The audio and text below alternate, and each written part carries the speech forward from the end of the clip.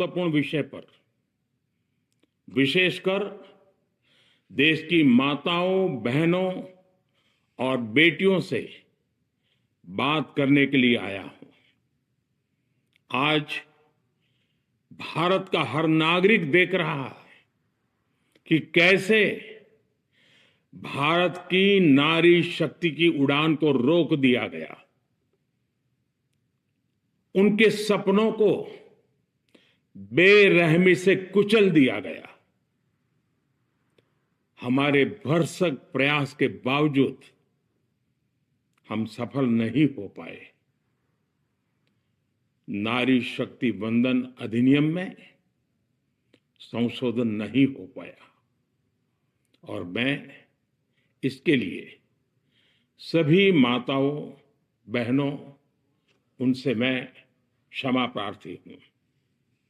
साथियों, हमारे लिए देश हित सर्वोपरि है, लेकिन जब कुछ लोगों के लिए दल हित सब कुछ हो जाता है,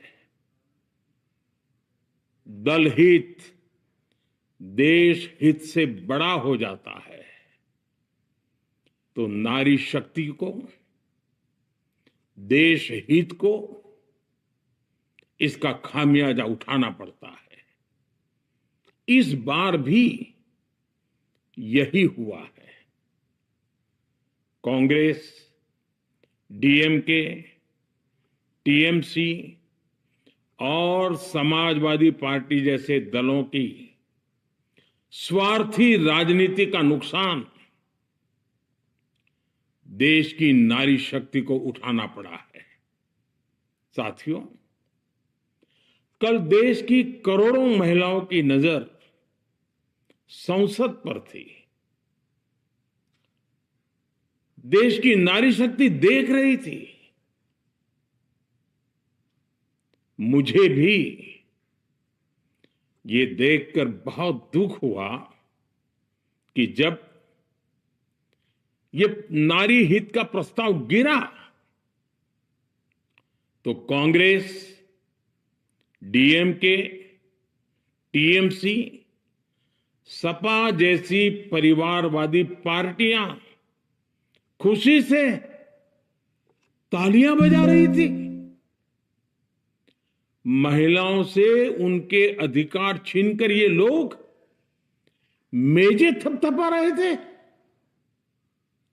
उन्होंने जो किया वो केवल टेबल पर थाप नहीं थी, वो नारी के स्वाभिमान पर, उसके आत्मसम्मान पर चोट थी। और नारी सब भूल जाती है, अपना अपमान कभी नहीं भूलती। इसलिए संसद में कांग्रेस और उसके सहयोगियों के उन सबके व्यवहार की कसक हर नारी के मन में हमेशा रहेगी। देश की नारी जब भी अपने क्षेत्र में इन नेताओं को देखेगी तो वो याद करेगी कि इन्हीं लोगों ने संसद में महिला आरक्षण को रोकने का जश्न मनाया था, खुशियां मनाई थी। कल संसद में नारी शक्ति वंदन संशोधन का जिन भी दलों ने विरोध किया है, उनसे मैं दो टूक कहूंगा। ये लोग नारी शक्ति को फॉर ग्रांटेड ले रहे हैं। वो ये भूल रहे हैं कि 21वीं सदी की नारी देश की हर घटना पर नजर रख रही है। वो उनकी मंशा भांप रही है और सच्चाई भी भली भांति जान चुकी है।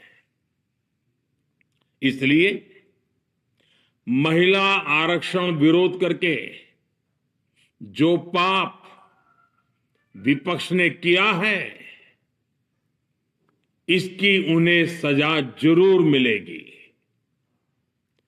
इन दलों ने संविधान निर्माताओं की भावनाओं का भी अपमान किया है और जनता द्वारा इसकी सजा से भी वो बच नहीं पाएंगे। साथियों, सदन में नारी शक्ति वंदन संशोधन किसी से भी कुछ छीनने का नहीं था। नारी शक्ति वंदन संशोधन हर किसी को कुछ न कुछ देने का था, देने के लिए संशोधन का था। ये 40 साल से लटके हुए नारी के हक को 2029 के अगले लोकसभा चुनाव से उसका हक देने का संशोधन था। नारी शक्ति वंदन संशोधन 21वीं सदी के भारत की नारी को नए अवसर देने, नई उड़ान देने, उसके सामने से बाधाएं हटाने का महायज्ञ था। देश की 50% यानी आधी आबादी को उसका अधिकार देने का साफ नियत के साथ, ईमानदारी के साथ किया गया एक पवित्र प्रयास था। नारी को भारत की विकास यात्रा में सहयात्री बनाने और सबको जोड़ने का प्रयास था। नारी शक्ति वंदन संशोधन समय की मांग है। नारी शक्ति वंदन संशोधन उत्तर, दक्षिण, पूर्व, पश्चिम सभी राज्यों की, हर राज्य की शक्ति में समान वृद्धि का प्रयास था। ये संसद में सभी राज्यों की आवाज को अधिक शक्ति देने का प्रयास था। राज्य छोटा हो, राज्य बड़ा हो, राज्य की आबादी कम हो या राज्य की आबादी ज्यादा हो, सबकी समान अनुपात में शक्ति बढ़ाने की कोशिश थी। लेकिन इस ईमानदार प्रयास की कांग्रेस और उसके सहयोगियों ने सदन में पूरे देश के सामने भ्रूण हत्या कर दी है, भ्रूण हत्या कर दी है। ये Congress, TMC, Samajwadi party, DMK जैसे दल इस भ्रूण हत्या के गुनहगार हैं। ये देश के संविधान के अपराधी हैं। ये देश की नारी शक्ति के अपराधी हैं। साथियों, कांग्रेस महिला आरक्षण के विषय से ही नफरत करती है। उसने हमेशा से ही महिला आरक्षण को रोकने के लिए षड्यंत्र किए हैं। इस दिशा में पहले जितनी बार भी प्रयास हुए, हर बार कांग्रेस ने इसमें रोड़े अटकाए हैं। इस बार भी कांग्रेस और उसके साथियों ने महिला आरक्षण को रोकने के लिए एक के बाद एक नए झूठ का सहारा लिया। कभी संख्या को लेकर, कभी किसी और तरीके से कांग्रेस और उसके साथियों ने देश को गुमराह करने की कोशिश की। ऐसा करके इन दलों ने भारत की नारी शक्ति के सामने अपना असली चेहरा सामने ला दिया है, अपना मुखौटा उतार दिया है। साथियों, मुझे व्यक्तिगत तौर पर आशा थी कि कांग्रेस अपनी दशकों पुरानी गलती सुधारेगी। कांग्रेस अपने पापों का प्रायश्चित करेगी। लेकिन कांग्रेस ने इतिहास रचने का, महिलाओं के पक्ष में खड़े होने का अवसर खो दिया। कांग्रेस खुद देश के अधिकांश हिस्सों में अपना वजूद खो चुकी है। कांग्रेस परजीवी की तरह क्षेत्रीय दलों की पीठ पर सवार होकर खुद को जिंदा रखे हुए है। लेकिन कांग्रेस ये भी नहीं चाहती कि क्षेत्रीय दलों की ताकत बढ़े। इसलिए कांग्रेस ने इस संशोधन का विरोध करवाकर अनेक क्षेत्रीय दलों के भविष्य को अंधकार में धकेलने का राजनीतिक षड्यंत्र किया है।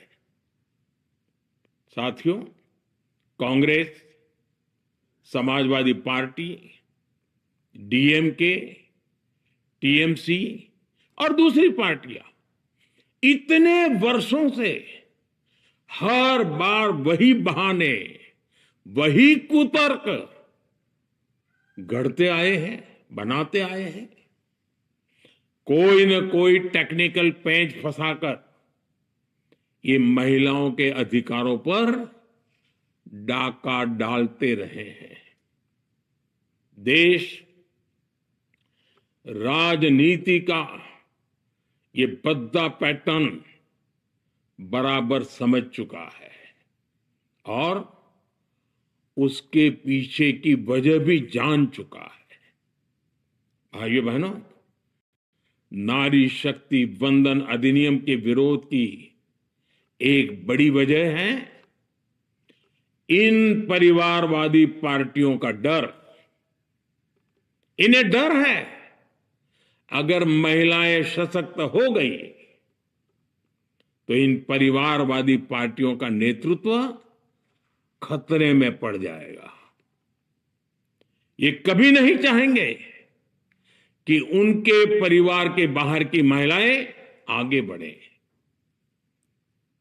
आज पंचायतों में, लोकल बॉडीज में जिन हजारों लाखों महिलाओं ने अपनी क्षमता को साबित किया है, जब आगे बढ़कर लोकसभा और विधानसभाओं में आना चाहती हैं, देश की सेवा करना चाहती है, परिवारवादियों के भीतर उनसे असुरक्षा की भावना बैठी हुई है।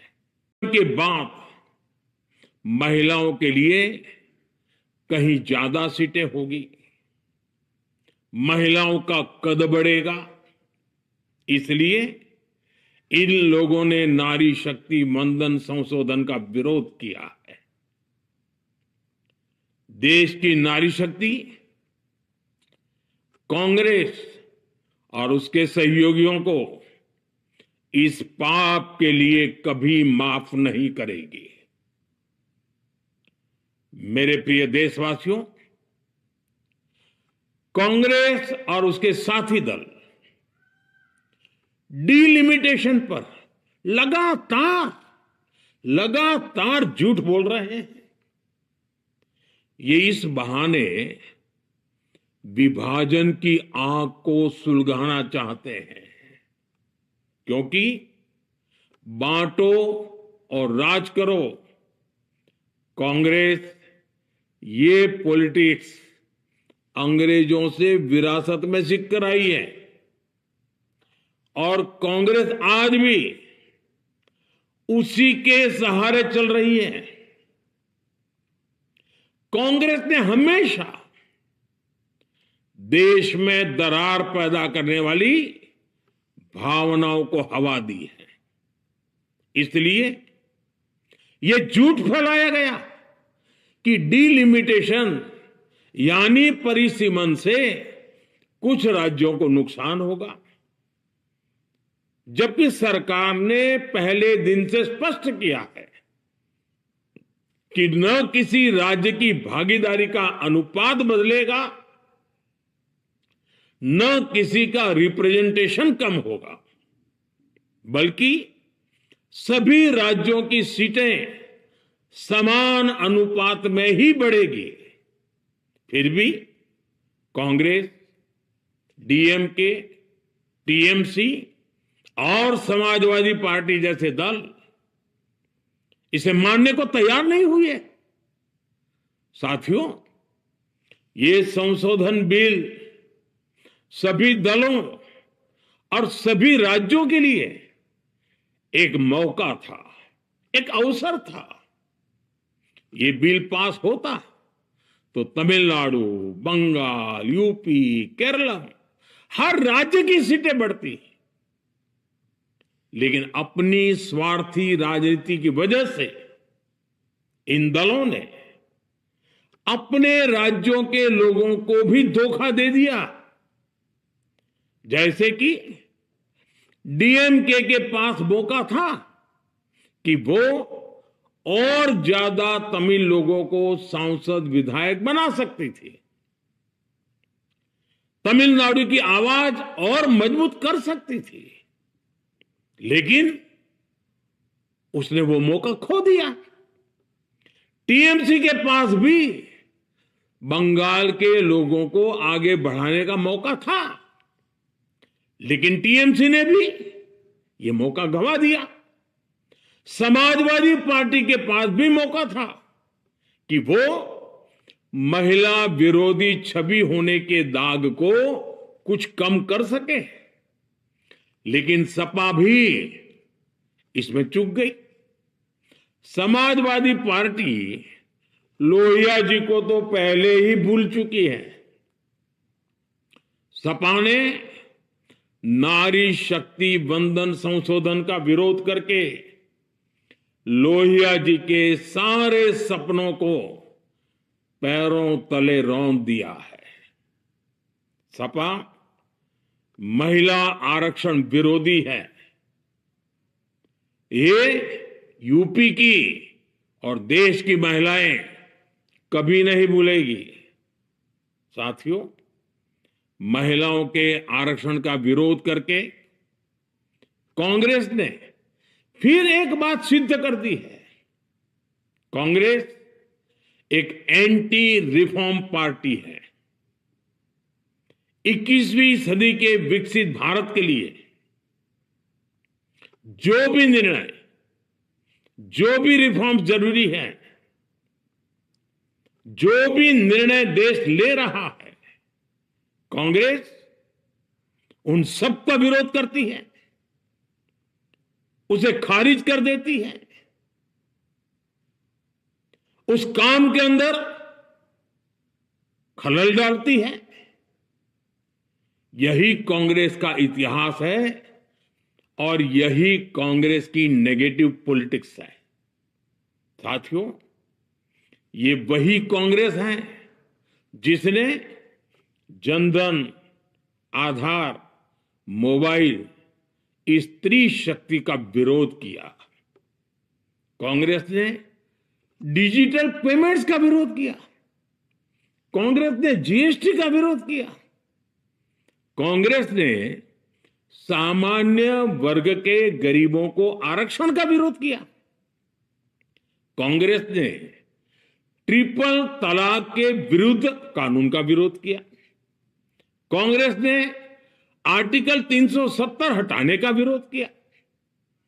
हमारा संविधान, हमारे कोर्ट जिस यूनिफॉर्म सिविल कोड, समान नागरिक आचार संहिता को, यूसीसी को जरूरी बताते हैं, कांग्रेस उसका भी विरोध करती है।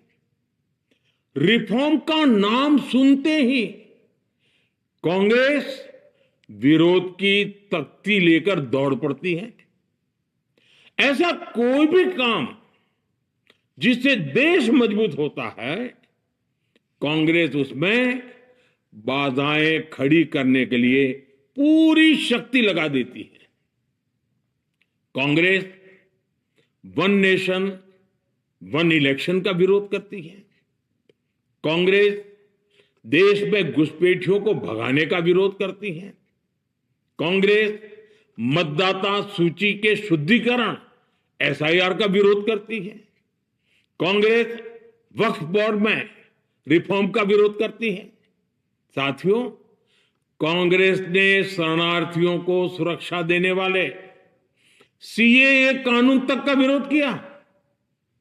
इस पर झूठ बोलकर, अफवाहें फैलाकर देश में बवंडर खड़ा कर दिया।